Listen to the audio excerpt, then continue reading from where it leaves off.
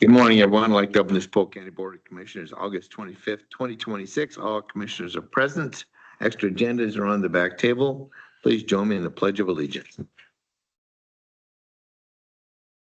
I pledge allegiance to the flag of the United States of America and to the republic for which it stands, one nation, under God, indivisible, with liberty and justice for all. First up is comments for not on this agenda. Anyone would like to address the board? You'll have 3 minutes. Come on up. Good morning, guys. Good morning. How are you? Name and address, please. Jack Woodell. Elkins Road. Yeah. Okay. Good morning. I just briefly would like to, there's nothing I'm going to say to change anybody's opinion here because you're well-informed, accomplished men. This is just one opinion. I'm adamantly opposing your levy. And we all love the kids. We all love the fair. I've been a part of it for a long time. So have you guys.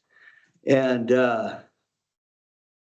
I've just come to the conclusion that there's no, unless we change how the fair is ran, there's no amount of money that can save it. That's just my opinion. I saw your 5-year plan. You've been very nice to me, showed me the numbers. I've studied them, the other counties, the other factors. I've talked to Lane County, Clackamas County, Benton County. And I'm not talking about solutions. I'm talking about, which I in my view, I do have solutions, and so do others, guys smarter than me. But I'm just saying, to me, Rickreall could be the economic center in Oregon.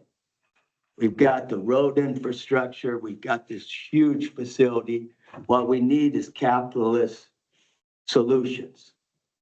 We're not going to solve it with more money and do it the same way. It's my view. Now, I realize all you men in here know the details and all this, but I do know how to make money. And it's such a great opportunity. We need rodeos, we need concerts, we need agricultural, apprenticeship, vocational, like Tim does at Chemeketa at one time. Every kid in Polk County should have the opportunity to learn a trade. And I think that we could really utilize the fairground for that, but you got to make money. You got to make money to sustain all this. And I've talked to a lot of people about this, and I just want you to know, we all love the fair. We're all on the same side, but I am adamantly opposed to you. And you guys have bigger voices than I do, but I got a big circle. And I'm with the fences up in Independence now. Another thing that's not, you guys have terrible timing to work with. There's an air of complete distrust across the board in Independence and Monmouth on the land swap.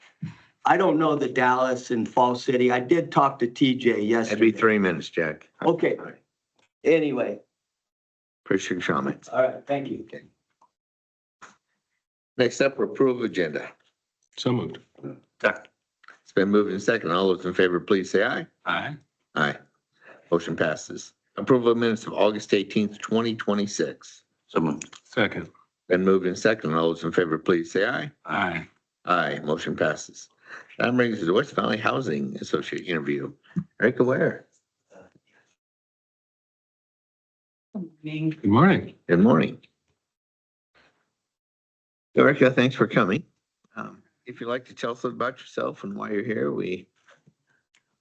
Well, the opportunity came up I've always I've always given back. I haven't had a lot in life, but I've always given back. The opportunity came up where I could be on the housing board to be a tenant and have, I don't know, not say, but have an inside information and to maybe help the homeless have better access to housing and whatnot. Growing up, we always taught my kids to give back. We would do, I lived in Salem a little over 5 years. I was in Lane County, Springfield at the time, but we've done the Egan Warming Center. I don't know if you're familiar with that, but they open up 6 locations, 5 adults, 1 youth. We always give clothes and food and whatnot when the Egan Warming Center, it's for people when it drops below freezing 32, they open it up for homeless people. I've done that since my kids are small. So we've done that every year. And now, as I said, this opportunity came up in a different position, a different way to give back. Okay, I hope that answered your question. sure. We have 6 questions we're going to ask you, Okay. and just take your time to answer them. And then we're going to start with Commissioner Gordon on the end there with question 1. All right. Well, welcome, Erica. Thank you so much. And I know it's a requirement to have somebody who is a tenant to serve on the board. So I appreciate you taking the time to offer your time and energy for volunteer service. So here we go. Can you please describe your volunteer involvement and experience in community activities you have participated in and any leadership roles you have served in those activities? You touched a bit about that. I touched a bit about it. I was on the PTA when the kids were in school. Actually, it's PTO, excuse me. I even got called back after the kids had graduated to help do the different activities because they knew I was trustworthy. So I'd be counting the money for the jogathon and all that. Even after my kids, they would call me back. Recently, I just, there was a need for Pioneer Village to have a tenant association. So in the last 3 weeks, I made bylaws. I got them passed through the tenants. I got nominations. I made the ballots. We just had the election that just got done on Friday. I'm the only one that ran for president. So if no one else was written in, I'll be president of the association at Pioneer Village. So that's also a key role and kind of overlapping a little bit. It's great. Thank you. Yeah.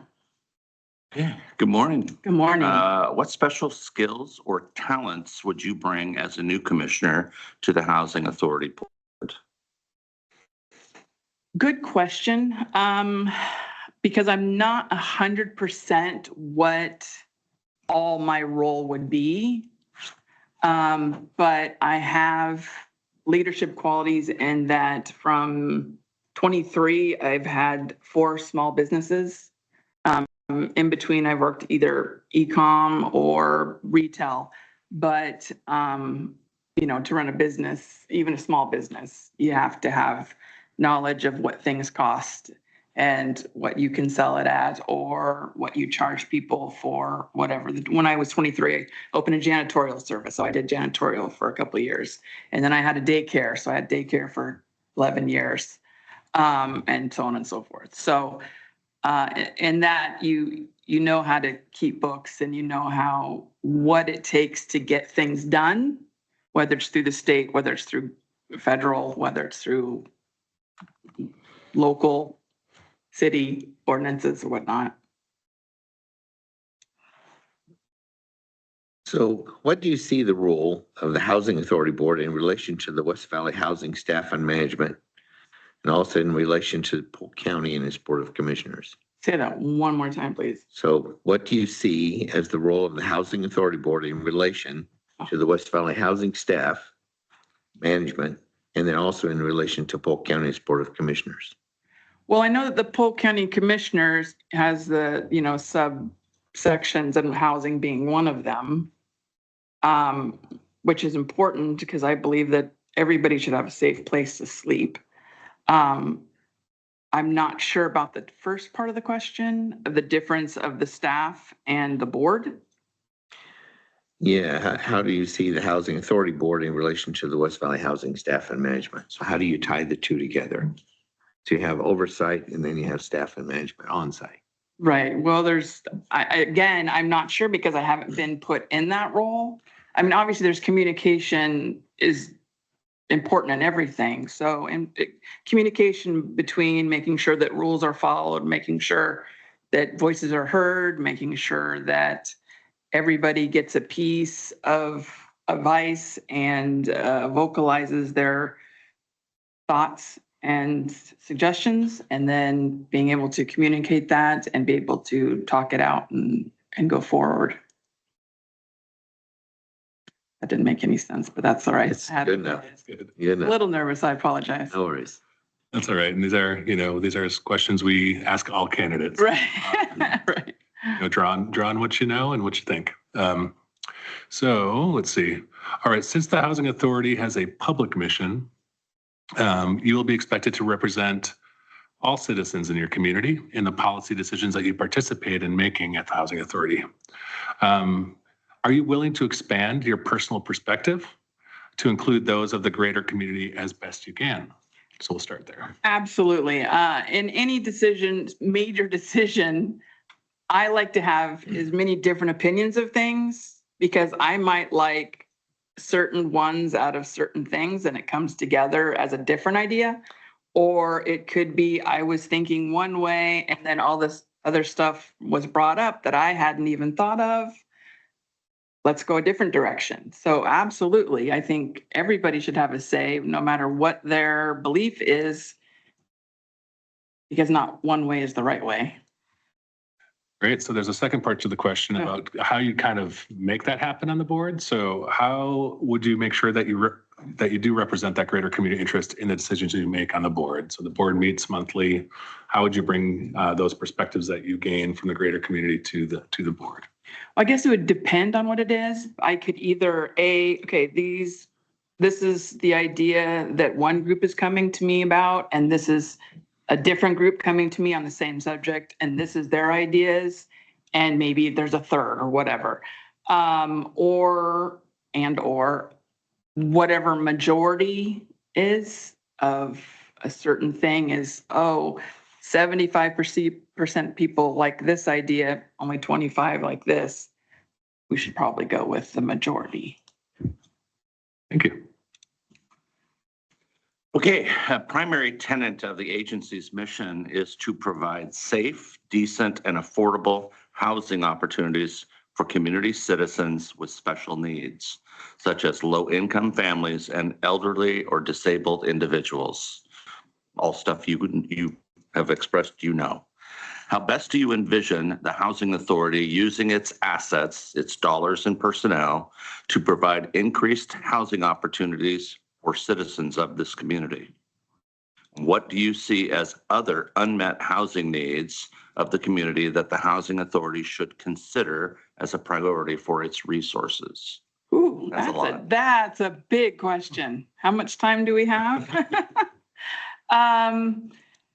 My goodness. Well, everything comes down to cost, doesn't it? I mean, the bottom line is what things cost. And my opinion, a lot of people don't know what things really cost. They demand or want certain things in their community, but they don't realize that, okay, do you want that? Or do you want your door to be fixed? Or do you want, you know what I'm saying? Yeah, cost is big. And I've seen that people get, say, vouchers from Section 8. There's not enough housing. Their vouchers actually expire because they can't find a place. And unfortunately, I see it only getting worse because things keep going up. But I'll give you an example. So I'm on disability, okay? And I make a certain amount of money. And at the time when I first I was on food stamps, right? So I would get $20, say, an increase for cost of living on my Social Security.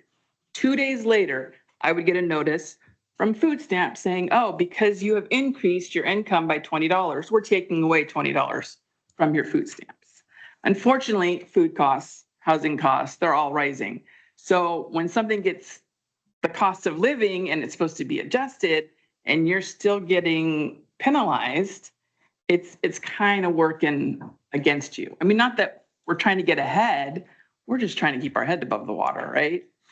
For housing, there's not enough. There's absolutely not enough. So going into, business, if you will, with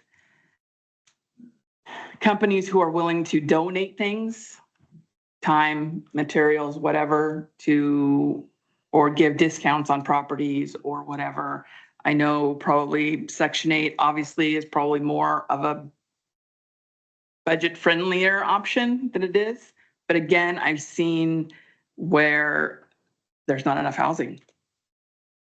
So there has to be. So there's more homeless people that want homes than there are homes available. There's years waiting list. There's 2, 3+ years, whatever, on waiting list for housing. So that means there's not enough, which is hard when everything costs as much as it does and you only have a certain budget. Thank you. Yeah. Last question. Okay. It's a whole lot easier. Than that. Okay. Whew. Will you be willing to read agendas thoroughly prior to each meeting and attend meetings once a month? Absolutely. Okay. And I'm gonna open up for questions. Anything else? I have a couple of follow-ups. Okay. So have you ever attended a meeting? I have not, no. Okay.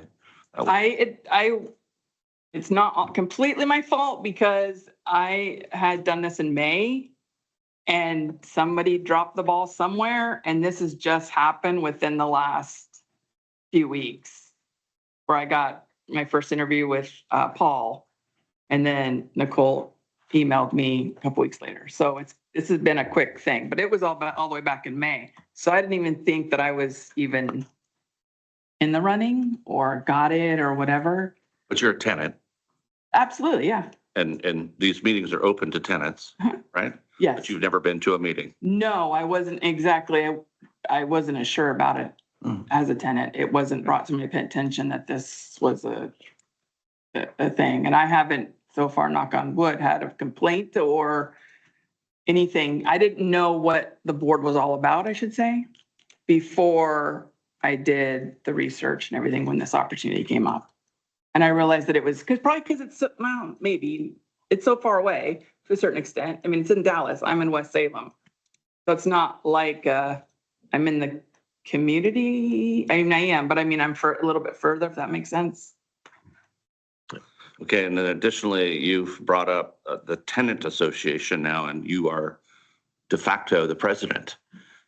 So what is a tenant association going to do, and how might that conflict with your position being on the actual Housing Authority board?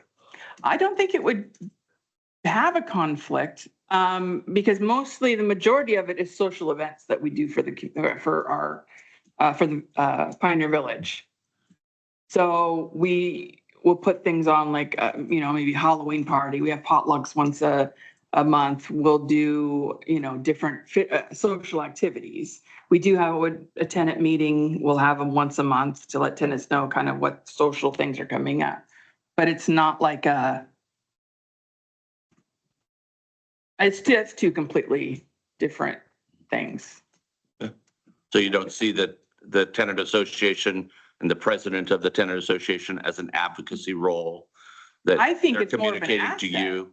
Okay. Because if I have feedback on what people are, for instance, Paul when I had his interview, he brought something up and I was like, I've never had that. And he's like, well, get back to me on that. And I did a little survey within here and found out that what he said he was doing, nobody's gotten. So relaying that back to him is giving him the information where he thought it was going out, and it hasn't gone out since the pandemic. I know he's only been there 3 years or something, but it hasn't gone out since the pandemic from what people are telling me. So I think it's more of an asset. Okay, thank you. That's all I have. Erica. Thank you. All right, thank you. Any non-listed items today? No, sir. No, sir. Okay, with that, we're adjourned.